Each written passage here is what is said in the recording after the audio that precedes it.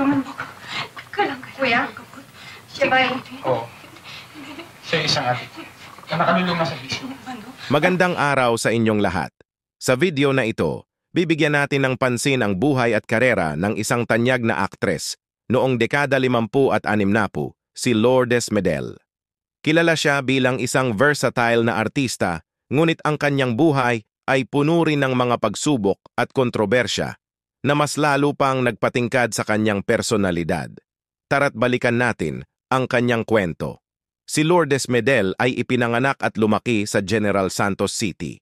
Sa isang hindi inaasahang pagkakataon, siya ay nadiskubre habang nakaupo sa tabi ng kanilang bahay at nanonood ng shooting ng isang pelikula.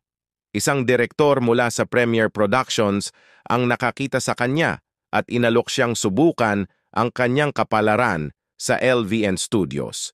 Hindi nagtagal, nakita siya ni Doña Sisang, ang matriarch ng LVN Pictures, na siyang nagbigay ng pagkakataon kay Lourdes na maging isang ganap na artista.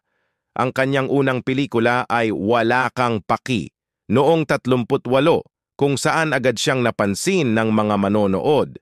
Ngunit ang pelikulang nagpasikat sa kanya ay ang Linda Mora, kung saan ginampanan niya ang papel ng isang Muslim princess. Mula noon, sunod-sunod ang kanyang mga proyekto kasama ang mga sikat na action stars tulad ni Bernard Bonin na siya ring kanyang naging kapareha sa totoong buhay. Kilala si Lourdes sa kanyang husay sa pag-arte, lalo na sa mga pelikulang aksyon at drama. Ngunit sa likod ng kanyang kasikatan, humarap si Lourdes sa mga pagsubok na naging sanhi ng kontrobersya. Isa na rito ang kanyang pagbubuntis kay Gabby, anak nila ni Bernard Bonin, na naging mahirap itago sa panahon na iyon. Sa panahong iyon, ang pagbubuntis sa labas ng kasal ay isang malaking issue sa lipunan, kaya't kinailangan nilang itago ang kanilang anak. Matapos ang kanyang kontrata sa LVN, naging freelance si Lourdes at nakatrabaho ang ilang mga kilalang direktor sa pelikulang Pilipino.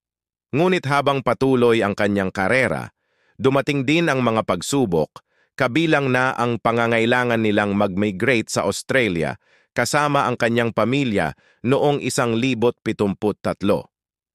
Dito, nagsimula silang mamuhay bilang mga ordinaryong mamamayan, malayo sa glamour ng showbiz.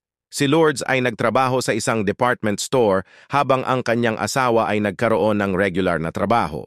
Sa kabila ng mga ito, nanatili sa puso ni Lourdes ang pagmamahal sa showbiz at ang alaala ng kanyang kasikatan sa Pilipinas. Sa kabila ng mga pagsubok, nanatiling positibo si Lourdes sa kanyang buhay. Ngayon, plano nilang bumalik sa Pilipinas at muling manirahan dito matapos ang kanilang pagre-retiro. Patunay lamang ito na sa kabila ng mga pagbabago at pagsubok, ang pagmamahal sa sariling bayan at sa sining ay nananatili sa puso ng isang tunay na Pilipino. At diyan nagtatapos ang ating kwento para kay Lourdes Medel, isang alamat sa pelikulang Pilipino. Kung nagustuhan nyo ang video na ito, huwag kalimutang mag-like at mag-subscribe para sa higit pang mga kwento tungkol sa ating mga paboritong artista. Hanggang sa muli!